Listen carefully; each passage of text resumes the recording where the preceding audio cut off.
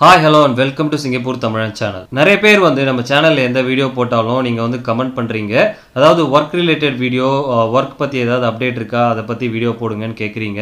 கண்டிப்பா சிங்கப்பூர்ல work ரிலேட்டடா எந்த ஒரு அப்டேட் வந்தாலும் நான் உடனே வீடியோ போடுவேன். அது மட்டும் இல்ல நம்ம சேனல்ல ஏற்கனவே நிறைய வீடியோஸ் போட்டுருக்கோம். இதுக்கு அப்புறம் கவர்மெண்ட்ல வர்க் ரிலேட்டடா ஏதாச்சும் சேஞ்சஸ் பண்றாங்க, அதாவது salary eligibility இன்க்ரீஸ் பண்றாங்க, இல்ல வீசா ஏதாச்சும் மாத்துறாங்க, இந்த மாதிரியான எந்த ஒரு தகவல் வந்தாலும் நான் உடனே வீடியோ போடுவேன். மத்தபடி சிங்கப்பூர் கம்பெனில வேலைக்கு ஆள் எடுக்கறாங்களா, இந்த கம்பெனில வேலை இருக்கா, எனக்கு இந்த கம்பெனில வேலை வேணும், இந்த மாதிரியான கேள்விகளுக்கெல்லாம் என்னால பதில் சொல்ல முடியாது. ஏன்னா நான் ஒரு ஏஜென்ட் கிடையாது, எந்த ஏஜென்சி கூட எனக்கு தொடர்பு கிடையாது.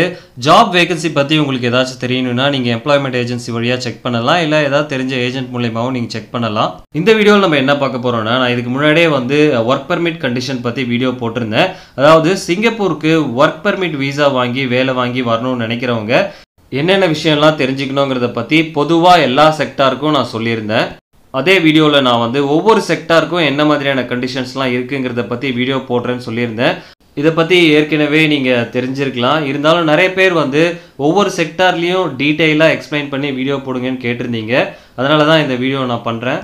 ஸோ ஒவ்வொரு செக்டாருக்கும் என்ன எலிஜிபிலிட்டி, எவ்வளோ சம்பளம், என்ன லெவி, கோட்டா, இதை பற்றி எல்லாமே நம்ம பார்க்கலாம்.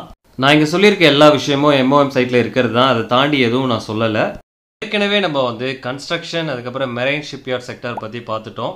அதை பற்றி தெரிஞ்சுக்கணும்னு நினைக்கிறவங்க அந்த வீடியோ நீங்கள் பார்க்கலன்னா நான் டிஸ்கிரிப்ஷனில் லிங்க் கொடுக்குறேன், நீங்கள் போய் பார்க்கலாம். ஸோ இந்த வீடியோ நம்ம வந்து ப்ராசஸ் செக்டார் பற்றி தான் பார்க்க போகிறோம். சிங்கப்பூரில் ஏற்கனவே இருக்கவங்க, வேலைக்கு தேடிட்டு இருக்கவங்க எல்லாருக்குமே வந்து PCM செக்டார்னு நீங்கள் கேள்விப்பட்டிருப்பீங்க. அதாவது process construction and maintenance sector. இதில் மேனுஃபேக்சரிங், அதாவது உற்பத்தி துறையில் நிறைய கம்பெனி சிங்கப்பூரில் இருக்குது. அதுக்கு தேவைப்படுற இன்னொரு துறை என்னன்னு பார்த்தீங்கன்னா ப்ராசஸ் செக்டார்னு சொல்லலாம். எல்லா துறை மாதிரியும் இந்த துறையிலையும் சில விஷயங்கள்லாம் பார்ப்பாங்க. அது என்னன்னா, வேலை செய்கிறவங்க எந்த நாட்டில இருந்து வராங்க, என்ன படிச்சிருக்காங்க, எக்ஸ்பீரியன்ஸ் இருக்கா இல்லையா, இந்த விஷயங்கள் எல்லாமே பார்ப்பாங்க. ஸோ எந்தெந்த நாடுகள்லேருந்து இங்கே வந்து வேலை செய்யலாம் நீங்கள் பார்க்கலாம். இங்கே நீங்கள் பார்த்தீங்கன்னா இந்தியா, ஸ்ரீலங்கா, பங்களாதேஷ் எல்லாமே இருக்குது. எல்லா செக்டார் மாதிரியும் இதுலேயும் வந்து குறைந்தபட்ச வயசு அவங்க பார்ப்பாங்க. ப்ராசஸ் செக்டாருக்கு 18 வயசு இருக்கணும். மலேசியா தவிர மற்ற நாட்டிலேருந்து வர்றவங்களுக்கு வயசு 50க்கும் கீழே இருக்கணும். அடுத்தது ப்ராசஸ் செக்டாரில் பேசிக் ஸ்கில்டில் நீங்கள் வேலை செய்கிறீங்கன்னா சிங்கப்பூரில் 14 வருஷத்துக்கு வேலை செய்யலாம்.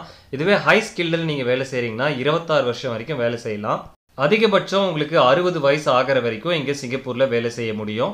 இப்போ ப்ராசஸ் செக்டார்னா என்னன்னு நிறைய பேருக்கு டவுட் இருக்கலாம். இங்கே இருக்கிற உற்பத்தி துறை முக்கியமாக பெட்ரோலியம், கெமிக்கல், அதுக்கப்புறம் மருந்து தயாரிக்கிற கம்பெனி, ஸோ இந்த மாதிரி தயாரிக்கிற விஷயங்களுக்கு தனித்தனியாக ப்ரொடக்ஷன் பிளான்ட் இருக்கும்.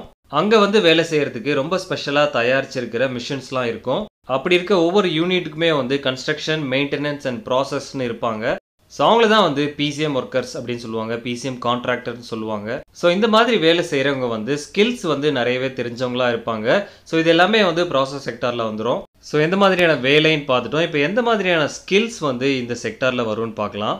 முக்கியமாக ஒரு 13 ஸ்கில்ஸ் சொல்லியிருக்காங்க, அதை நீங்கள் இங்கே பார்க்கலாம். எலக்ட்ரிக்கல் அண்ட் இன்ஸ்ட்ருமெண்டேஷன் வேலை, general fitting, machine fitting, welding, plant, civil works. So இந்த மாதிரியான வேலைகள்லாம் தெரிஞ்சிருந்துச்சுன்னா நீங்கள் வந்து ப்ராசஸ் செக்டாரில் வந்து வேலை செய்யலாம். மற்ற செக்டார் மாதிரி ப்ராசஸ் செக்டாருக்கும் கோட்டா, லெவி எல்லாமே இருக்குது. ஸோ கோட்டானா என்ன, லெவினா என்னங்கிறத வந்து நான் கன்ஸ்ட்ரக்ஷன், மெரைன் செக்டார் பற்றி பேசும்போதே எக்ஸ்பிளைன் பண்ணியிருக்கேன். ஒவ்வொரு கம்பெனிலையும் எவ்வளோ உள்ளூர் மக்கள் வேலை செய்கிறாங்கங்கிறத பொறுத்து வெளிநாட்டு ஊழியர்களுக்கு கோட்டா ஒதுக்குவாங்க. ஸோ அந்த கோட்டா இருந்தால் மட்டும்தான் வெளிநாட்டிலேருந்து வரவங்களால வேலை செய்ய முடியும். லெவி வந்து கம்பெனி வந்து கவர்மெண்ட்டுக்கு பே பண்ணுற ஒரு விஷயம்தான். ஸோ நம்ம வந்து பே பண்ண தேவையில்லை. ஸோ அது வந்து ஹை ஸ்கில்டுக்கும் பேசிக் ஸ்கில்டு லேபர்ஸ்க்கும் ஒவ்வொரு மாதிரியான அமௌண்ட் இருக்கும். அடுத்தது ப்ராசஸ் செக்டாரில் சிங்கப்பூரில் வந்து வேலை செய்கிறவங்க என்ன மாதிரியான சேஃப்டி கோர்ஸ் பண்ணுவாங்கன்னு சொல்கிறேன். ஸோ ப்ராசஸ் செக்டாரில் நீங்கள் வேலை வாங்கி சிங்கப்பூர் வரீங்க, இங்கே வந்து வேலை செய்கிறதுக்கு முன்னாடியே இந்த கோர்ஸ் வந்து நீங்கள் பண்ணியிருக்கணும். அது என்னென்னா oil petroleum safety orientation course, அதுக்கப்புறம் கன்ஸ்ட்ரக்ஷன் சேஃப்டி ஓரியன்டேஷன் கோர்ஸ். அடுத்து நம்ம பார்க்க போகிறது security bond and medical insurance. இது வந்து ஒர்க் பர்மிட் ஹோல்டர்ஸ்க்கு பொதுவான ஒரு விஷயம் தான். ஏற்கனவே கன்ஸ்ட்ரக்ஷன், மெரைன் செக்டார்ஸ் வீடியோஸ்லேயே நான் எக்ஸ்பிளைன் பண்ணியிருக்கேன். இருந்தாலும் இங்கேயும் நான் மறுபடியும் எக்ஸ்பிளைன் பண்ணுறேன். நீங்கள் சிங்கப்பூர் வரதுக்கு முன்னாடியே உங்கள் கம்பெனி உங்களுக்காக ஒரு செக்யூரிட்டி பாண்ட் வாங்கியிருக்கணும். அந்த செக்யூரிட்டி பாண்ட் வந்து 5000 வெள்ளிக்கு உங்கள் கம்பெனி உங்களுக்காக வாங்கியிருக்கணும். செக்யூரிட்டி பாண்ட் எதுக்குன்னா, நீங்கள் சிங்கப்பூர் வந்து வேலை செய்யும்போது ஒர்க் பர்மிட் கண்டிஷன் எல்லாமே நீங்கள் வந்து சரியாக ஃபாலோ பண்ணணும். கம்பெனியும் கரெக்டான ரூல்ஸ் ஃபாலோ பண்ணணும். அதாவது உங்களுக்கு கொடுக்க வேண்டிய சேலரிலாம் கரெக்டாக கொடுக்கணும். ஸோ இந்த மாதிரி ரூல்ஸ் நீங்களோ இல்லை கம்பெனியை ஃபாலோ பண்ணலைன்னா கவர்மெண்ட்லேருந்து ஃபைன் போடுவாங்க. ஸோ அதுக்கு தான் இந்த பாண்ட் போட்டிருக்காங்க. அதே மாதிரி நீங்கள் சிங்கப்பூருக்குள்ளே வரதுக்கு முன்னாடி உங்கள் கம்பெனி உங்களுக்காக ஒரு மெடிக்கல் இன்சூரன்ஸும் எடுத்துருக்கணும். இதனுடைய கவரேஜ் வந்து 15,000 வெள்ளி வரைக்கும் இருக்கணும். ஸோ இந்த மெடிக்கல் இன்சூரன்ஸ், அதுக்கப்புறம் செக்யூரிட்டி பாண்ட், இது எல்லாமே நீங்கள் சிங்கப்பூர் வரதுக்கு முன்னாடியே உங்கள் கம்பெனி உங்களுக்காக எடுத்துருக்கணும். இல்லைனா உங்களால் சிங்கப்பூர் வர முடியாது. அடுத்தபடியாக நீங்கள் ஐபிஐ வச்சு சிங்கப்பூர் வந்ததுக்கு அப்புறமா என்ன பண்ணணுங்கிறத பார்க்கலாம். இப்போ இருக்க கோவிட்-19 சுச்சுவேஷனில் வீசா இருந்தால் மட்டும் உங்களால் வர முடியாது. கண்டிப்பாக எம்ஓஎம் கிட்ட என்ட்ரி அப்ரூவல் வாங்கியிருக்கணும். என்ட்ரி அப்ரூவல் கிடைச்சி நீங்கள் சிங்கப்பூர் வந்த உடனே நீங்கள் 14 நாட்கள் குவாரண்டைன் பண்ணுவீங்க.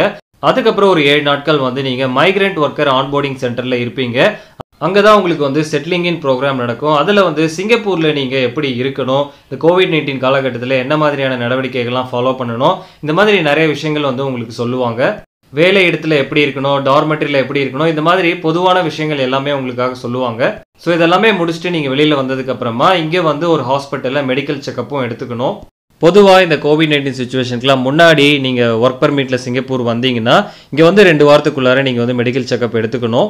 சிங்கப்பூர் ரெஜிஸ்டர்ட் ஹாஸ்பிட்டலில் மெடிக்கல் செக்கப் எடுத்தால் மட்டும்தான் இங்கே அக்செப்ட் பண்ணிக்குவாங்க. இந்தியாவிலே நம்ம மெடிக்கல் செக்கப் எடுத்துகிட்டு வந்தால் அதை அக்செப்ட் பண்ண மாட்டாங்க. ஆனால் இப்போது இந்த கோவிட்-19 சுச்சுவேஷனால் நீங்கள் சிங்கப்பூர் வந்த உடனே குவாரண்டைனில் இருந்துட்டு அதுக்கப்புறம் ஆன்போர்டிங் சென்டரில் இருப்பீங்க. அந்த ஆன்போர்டிங் சென்டர்லேயே உங்களுக்கான மெடிக்கல் செக்கப்லாம் எடுத்துருவாங்க. வந்து குறிப்பாக பார்த்தீங்கன்னா அதிகமாக பாதிக்கப்பட்ட நாட்டிலேருந்து வர்ற கன்ஸ்ட்ரக்ஷன், மெரைன், ப்ராசஸ் செக்டாரில் இருக்கிறவங்களுக்கு இது பொருந்தும். ஸோ இந்த மெடிக்கல் டெஸ்ட்டில் நீங்கள் வந்து பாஸ் ஆகிருக்கணும். அதாவது உங்களுக்கு எந்த ஒரு பாதிப்பும் இல்லாமல் இருக்கணும். அப்படி இருந்தால் தான் உங்களை அலோவ் பண்ணுவாங்க. இல்லைனா உங்களை திரும்ப அனுப்பிடுவாங்க. ஸோ உங்களுக்கு பார்த்தீங்கன்னா டிபி, ஹெச்ஐவி, சைஃபிலிஸ், அதுக்கப்புறம் மலேரியாக்கான டெஸ்ட் எடுப்பாங்க. எந்த ஒரு பிரச்சனையும் இல்லைனா நீங்கள் மெடிக்கல் ஃபார்ம் கம்ப்ளீட் பண்ணிவிட்டு உங்களுக்கு ஒர்க் பாஸ் இஷ்யூ பண்ணுவாங்க. அப்படி இந்த மெடிக்கல் டெஸ்ட்டில் நீங்கள் ஃபெயில் ஆகிட்டீங்கன்னா திரும்பவும் உங்களை ஊருக்கு அனுப்பிடுவாங்க.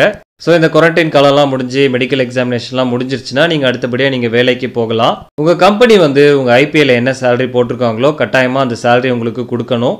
ஸோ அவங்க சொன்ன மாதிரி சேலரி உங்களுக்கு வரலை அப்படின்னா நீங்கள் தாராளமாக எம்ஓஎம் கிட்ட கம்ப்ளைண்ட் பண்ணலாம். ஸோ ப்ராசஸ் செக்டாரில் சிங்கப்பூர் வந்து வேலை செய்யணும்னு நினைக்கிறவங்க தெரிஞ்சிக்க வேண்டிய விஷயம் இதுதான். இந்த வீடியோ பார்க்குற நிறைய பேருக்கு வந்து இப்போ புதுசாக விசா அப்ளை பண்ண முடியுமான்னு ஒரு கேள்வி இருக்கும். எல்லாருக்குமே தெரிஞ்ச விஷயம் தான். இப்போ இருக்க சுச்சுவேஷனில் புது விசா அப்ளை பண்ண முடியாது. ஏன்னா இந்தியாவிலேருந்து சிங்கப்பூர் வர்றவங்களுக்கு இன்னும் தடை பண்ணி தான் வச்சுருக்காங்க. இந்த நிலைமை அப்படியே இருக்காது. சீக்கிரமாகவே இந்தியாவிலேருந்து வர்றவங்கள அலோவ் பண்ணுவாங்க. ஸோ அந்த மாதிரி டைமில் கண்டிப்பாக இந்த வீடியோ வந்து யூஸ்ஃபுல்லாக இருக்கும். அதனால தான் நான் வந்து ஒவ்வொரு செக்டார் பற்றி தனித்தனியாக வீடியோ போட்டுட்ருக்கேன்.